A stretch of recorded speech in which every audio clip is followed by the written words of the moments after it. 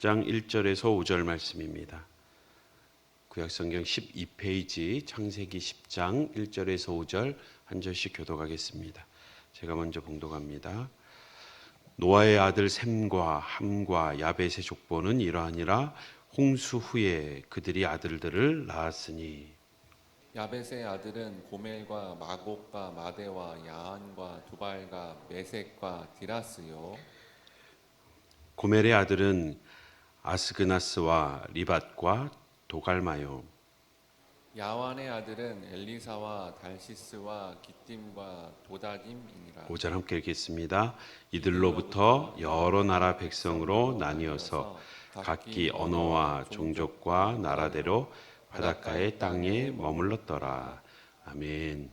할렐루야. 이 새벽에도 하나님께서 주시는 말씀으로 오늘 하루를 하나님과 동행하며 하나님께 기억되는, 하나님을 기쁘시게 하는 한 날이 되길 주님의 이름으로 축복합니다.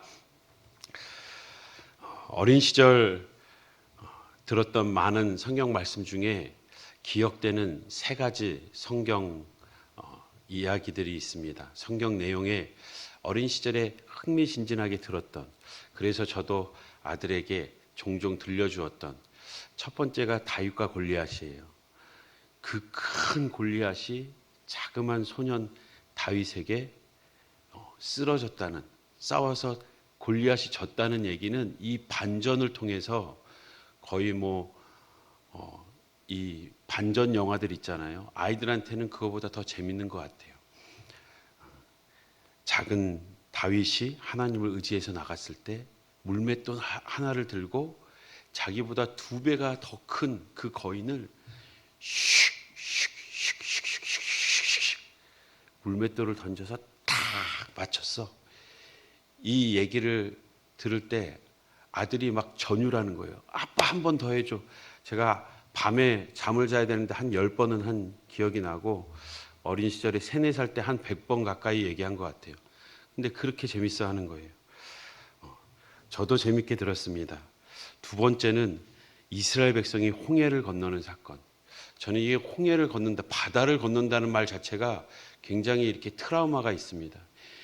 6살 때에 냇가에서 놀다가 깊은 물에 빠진 거예요. 와, 그 순간이 지금 엄청난 시간이 지났는데도 생생하게 기억나요. 그 꾸정물에서 눈을 떴는데 아무것도 안 보이지, 발에 땅은 닿지 않지. 죽는구나. 이 조그만 냇가도 못 건너는데, 야, 바다를 어떻게 건넜을까? 어땠을까? 바닷물이 벽이 돼서 이 훑고 지나가는 이 기분은 어땠을까? 나중에 커서 아쿠아리움 가니까 이 해저 터널 같은 곳을 이렇게 지나가면서 이런 기분이었겠구나라는 생각이 들더라고요. 세 번째가 오늘 이 노아 시대의 방주. 이게 너무나 궁금하고 신비롭고, 이 방주 안이 동물원 아니에요. 모든 동물을 다 갖다 놨다. 야, 이게 2층일지 3층일지 이 어마어마한 동물원. 이 동물들이 다 들어가려면 사이즈는 얼마나 해야 되고, 또 이 사이즈에 들어갈 이 동물들은 어떻게 잡았을까가 더 궁금했어요. 토끼를 보고서 쫓아가 봤는데 도저히 못 잡겠더라고요. 야, 이걸 종류대로 어떻게 다 집어넣었을까? 이것도 궁금하고, 야, 이 오랜 기간 어떻게 여기에서 견딜 수 있었지? 야, 먹이는 뭘 먹었지? 우리 알잖아요. 거의 1년 넘게, 정확히 얘기하면 비가 온 이후로부터 1년 10일, 비 오기 전 일주일 전부터 들어갔으니까 1년 17일을 뭘 먹고 지냈을까? 그 큰 공룡은 어떻게 들어갔지? 공룡이 어마어마한데 너무 궁금한 게 많고 지금도 풀어가고 있습니다. 성도님들도 궁금하지 않은가요? 새벽에 별로 궁금해하지 않는 표정이신데, 이 노아의 홍수 사건과 함께 이 방주 얘기는 끝이 없어요.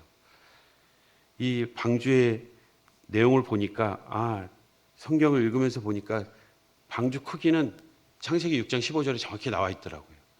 300규빗, 그리고 50규빗, 그리고 높이는 30규빗. 규빗이 여기 팔끝에서 손끝이니까 45cm에서 50cm. 계산하기 쉽게 한 50cm 정도 잡으면 방주 크기는 저희 교회랑 비슷한 것 같아요. 이 폭이 25m, 그리고 높이가 메다로 바꾸면 높이가 한 15m, 한 4층 정도 되겠죠.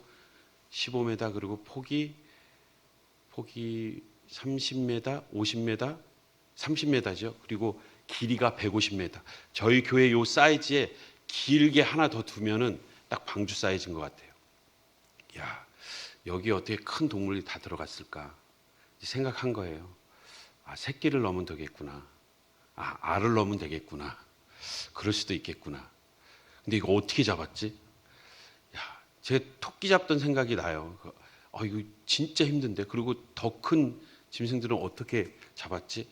잡은 게 아니라, 쫓아다니면서 잡은 게 아니라 하나님이 불러주셨겠구나. 하나님께서 모든 동물들을 다스리라고 했을 때 그 동물들을 다스릴 수 있는 권세를 주셨던 것처럼, 모을 수 있었던 것처럼 하나님이 부르셨겠구나.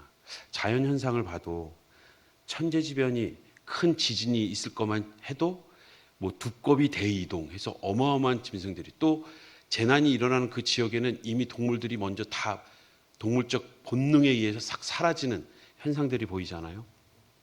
전 세계적인 재난이 일어나는데 하나님이 얼마든지 그들의 본성에 의해서 모일 수 있게 하셨겠구나 하는 생각도 들었습니다. 파고가 칠 때 얼마나 위험했을까. 이게 보통 해일이 아니죠. 상상할 수 없는 어마어마한 해일인데, 이 해일이 닥쳐올 때 여기서 이 배가 뒤집혀지지 않는다? 와, 이거는 정말 신기할 만큼, 10m 높이의 파고에 해일이 닥치면 다 뒤집어지죠. 그런데 실제로 이거는 과학적으로 90년대 중앙일보에 나온 기사였죠. 그때 실험을 했을 때 어떤 배가 가장 안전한가라고 했을 때 300대 500대 30, 딱 그 비율이었습니다. 우리가 파고가 이렇게 치고 파도가 치면은 높아진 부분에 의해서는 부력을 받고, 또 낮아진 부분에 의해서는 중력을 받으면, 배가 길면 양쪽이 올라갔다 내려갔다 부력과 중력을 동시에 받으면 어떻게 됩니까? 이게 철사를 구부렸다 폈다 하면 나중에는 어떻게 돼요? 끊어지죠. 끊어지는 것처럼 이게 피로 파괴에 의해서 이게 부서질 텐데, 이게 뒤집어지는 건 둘째치고 부서질 텐데, 근데 실제로 실험 결과 그 비율이 가장 안전하고, 실제 이 비율을 그대로 가지고 미국의 군함 오레건호를 만듭니다. 하나님은 정말 전능하신 분이구나. 그때 다 실험 결과를 얘기해 주지 않고 다 설명하지 않아도 하나님은 그 모든 것을 준비하시고 노아를 통해서 일하셨구나. 오늘 본문은 이 어마어마한 사건을 경험하고 이제 방주에서 나온 이유입니다. 지금 이 상황은 오늘 제목처럼, 제목 어디서 많이 들은 것 같죠? 빼앗긴 들에도 봄은 오는가? 빼앗긴 들에도 봄은 오는가? 이상화 씨가 광주가 아니라 광복을 기대하면서 일제 침략 시대의 빼앗긴 조국을 빼앗긴 들로, 봄은 광복을 바라보며 썼지만, 지금 노아가 방주에서 나온 이 자리는 그때보다 더 황량한, 아무것도 없는, 그냥 처음 창조 때 수면이 있었을 때의 묻이 드러나는 사건, 그냥 문만 있는 거예요. 문만, 땅만. 그때는 묻이 드러나면서 물이 흘러가면서 지층이 형성될 수 있었겠지만, 이제는 물이 빠지면서 그 많은 시체들이 그 지층에 쌓이면서 셋째 날에 드러났던 땅과 지금 노아가 보고 있는 이 땅은 거의 비슷하지만, 지금 한 가지, 그 안에 화석이 존재한다는 겁니다. 죽은 시체들이 묻혀 있다는 겁니다. 얼마나 황량했을까요? 나왔을 때 그래도 누구라도 있어야 얘기할 텐데, 내가 왜 그 오랜 세월 이 방주를 지었는지 설명이라도 할 텐데, 그러게 내가 오라고 할 때 들어오지 왜 안 들어왔냐고, 정말 죽다 살아난 한 사람, 몇 사람이라도 있어야지 자신의 한 행동이 옳다라는 것을 증명이라도 할 텐데, 얘기할 사람이 아무도 없습니다.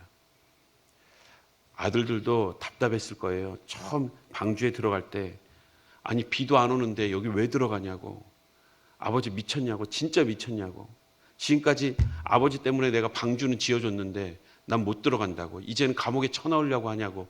들어가서도 일주일 동안 비가 안 올 때 얼마나 답답했겠어요. 그 아버지와 아들들, 그 가족만 덩그러니 남아서 아무것도 없는 삶의 모든 것을 잃어버린 그 시절, 그 상황에서 오늘 본문이 이어지는 겁니다. 1절에 노아의 아들 셈함 야벳의 족보는 이러하니라. 10장은 셈함 야벳의 족보로 이루어져 있습니다. 그리고 그들이 아들을 낳았다. 이 아들을 낳았다는 그냥 또 살았나 보다가 아니에요. 지금 무지개 언약을 통해서, 9장의 무지개 언약을 통해서 너를 이제 지키시겠다, 보호하시겠다, 이 말씀이 실현되는 장면입니다. 생육하고 번성하라, 땅에 충만하라 하신 하나님의 창세기에 있었던 그 언약, 그 하나님께서 주셨던 복, 그 복이 다시 시작되었다. 하나님은 너희들을 지키시고 보호하신다. 모든 것을 잃은 자리에서도 다시 새롭게 시작하실 수 있는 하나님, 그 하나님이 그들의 생육과 번성을 통해서 다시금 땅에 충만케 하시는 하나님의 약속을 드러내는 장면입니다. 하나님의 그 선한 마음은 변하지 않았음을 정확히 실제로 보여주는 장면. 땅에 충만하라 말로만 하지 않으셨습니다. 그들이 실제 생육하고 번성하는 장면을 보여주고 계십니다. 1절에서는 야벳의 족보가 나오는데요. 이 야벳의 족보를 통해서 결국 많은 백성들로 나뉘어집니다. 우리가 읽은 5절을 보십시오. 이들로부터 여러 나라 백성으로 나뉘어서 각기 언어와 종족과 나라대로 바닷가의 땅에 머물렀더라. 지금 이 5절은 어떻게 보면 시간 순서대로라면 11장 뒤에 있어야 돼요. 바벨론 사건 이후에 나눠졌으니까. 근데 지금 족보를 얘기하면서 나뉘어진 것을 먼저 얘기하고 왜 나눠졌는지를 11장에 가서 얘기해 줍니다. 이 5절에 있는 백성들이 나뉘어지는 과정. 똑같습니다. 아담이 하나님과 같이 높아지렸던 그 죄악된 본성은 이 심판을 맞이하고도 여전히 바벨론을 쌓는, 하늘에 닿고자 그들이 쌓았다고 했습니다. 하늘에 닿고자 하면 하나님과 같이 높아지려는 그 죄악된 본성이 오늘 우리 안에도 내 이름이 드러나고 우리의 이름을 드러내자 했던 바벨탑 사건의 그 죄악된 본성이 오늘도 우리가 예수 그리스도의 이름을 드러내고 하나님의 이름을 드러내는 것이 아니라 내 이름과 내 명예와 또한 내가 하나님과 같이 될 것 같은, 하나님과 같이 높아지려는 이 교만함은 우리 안에 오늘도 죄악된 깊은 본성에서 자리 잡고 있다는 것입니다. 그것으로 인해서 하나님이 다시 심판하는 장면이 짤막하게 5절에 쓰여져 있는 것입니다. 여러 나라 백성으로 나뉘어졌다. 언어를 혼잡게 했죠. 그런데 보십시오. 이 짧은 구절에도 그 아담의 죄로 인해 타락했을 때에도 가죽옷을 통해 소망을 주셨던 것처럼, 또한 노아의 대홍수 심판 이후에도 무지개 언약을 통해서 그들을 실제 생육하고 번성하게 하시는 것처럼, 그래서 그들의 문명이 발전하고 탑을 쌓아 올릴 만큼, 그 건물을 올릴 만큼 어마어마한 문명에 그 충만함을 주셨음에도 흩어지지 않고 충만하지 않고 오히려 그 기술과 그들의 지혜를 가지고 이 정도면 하나님도 함부로 대하지 못하겠지라고 생각하는, 하나님을 대적하는 모습을 보게 됩니다. 그때에 언어별로 나눕니다. 그 통치하는 영역에 따라 나라가 생깁니다. 그런데 중요한 종족이라는 단어, 5절에 보면 종족이라는 단어는 그 원어적 의미가 패밀리스라고 되어 있습니다. 가족들의 단위로 묶어주신 거예요. 하나님이 아무리 말을 통하지 못하게 해도 가족들을 찢지 않으셨습니다. 가족과 가족이 단위가 돼서 그들 간에는 언어가 통하게 하셨어요. 왜? 그 가정을 아담과 하와를 창조하시며 하나님이 창조하신 결혼의 제도요, 하나님이 지키고 보호하시는, 하나님이 친히 창조하신 제도이기에 그 가정을 지키시는 거예요. 왜? 그 가정은 결국 신약의 교회 공동체를, 신랑 대신 예수 그리스도의 신부 대신 교회를 예표하고 있기 때문에 하나님은 하나님이 만드신 그 교회 공동체를 무너뜨리지 않는 겁니다. 하나님께서 친히 다 심판하는 바벨탑 사건의 심판 속에서도 여전히 보호하고 계시는 가정이라는 단위, 교회, 그 신부, 오늘 예수를 그리스도로 고백하는 오늘 우리를 지키시고 보호하십니다. 사랑하는 성도 여러분, 우리의 삶은 얼마나 무너져 있습니까? 노아만큼이나 무너져 있습니까? 노아만큼이나 외롭습니까? 노아만큼이나 큰 트라우마가 있습니까?